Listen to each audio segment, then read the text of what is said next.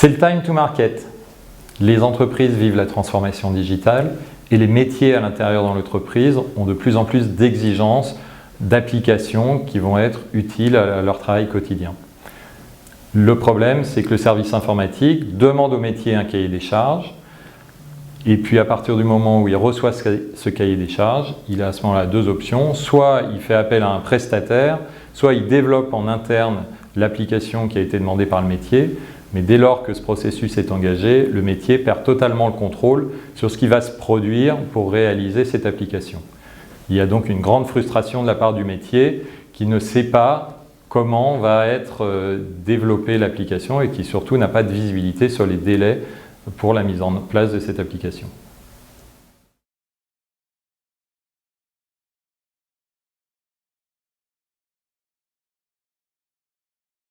Il existe des désalignements chroniques des solutions par rapport aux besoins réels des utilisateurs. Ces écarts peuvent apparaître dès la fin des projets.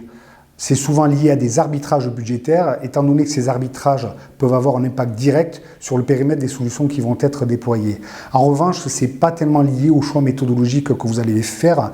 Même avec une méthodologie agile, vous pouvez, sous la pression du délai ou du budget, être amené à déployer une solution qui en définitive n'est pas complètement aboutie.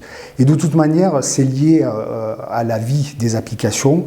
Au bout d'un moment, les écarts s'installent au bout de quelques mois d'utilisation.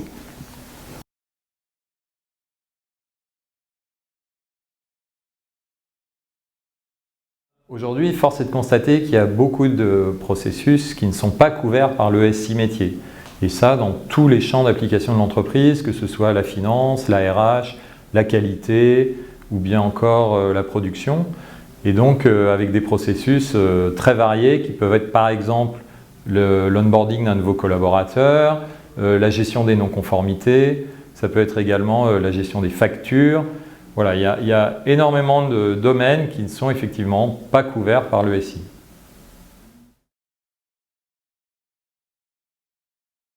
Dans les faits, la situation d'inconfort qui est exprimée par les métiers n'est pas suffisamment prise en compte. On le sait au quotidien, l'informatique est fortement sollicitée pour répondre à des urgences opérationnelles. Elle est peu disponible, c'est une réalité, surtout dans les petites structures. C'est un point important, mais il n'y a pas que ça. Dans les structures plus importantes, qui gèrent des portefeuilles de projets conséquents, on peine à répondre à des demandes d'amélioration modestes, mais pourtant légitimes, exprimées par les directions métiers. Pour peu qu'il existe des tensions budgétaires sur les développements en cours, ces demandes d'amélioration ne seront jamais mises en chantier.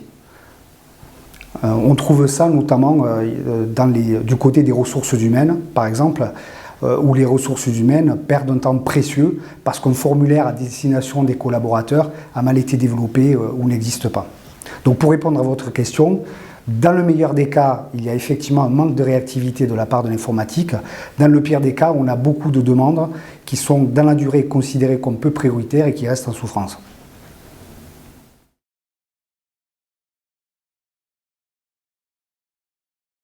Il y a deux conséquences possibles. Soit les utilisateurs n'ont pas les applications dont ils ont besoin, ils s'en satisfont, mais leur travail s'en trouve malheureusement obéré.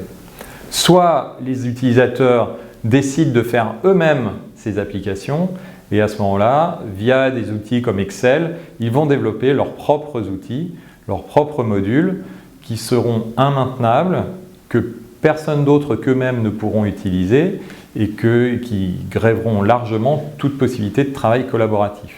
Donc ce qui serait pertinent dans un tel contexte, c'est d'avoir une usine à application qui permettrait aux utilisateurs, sans avoir à développer de code et simplement en étant capables d'exprimer leurs besoins, de générer les applications qui leur conviennent.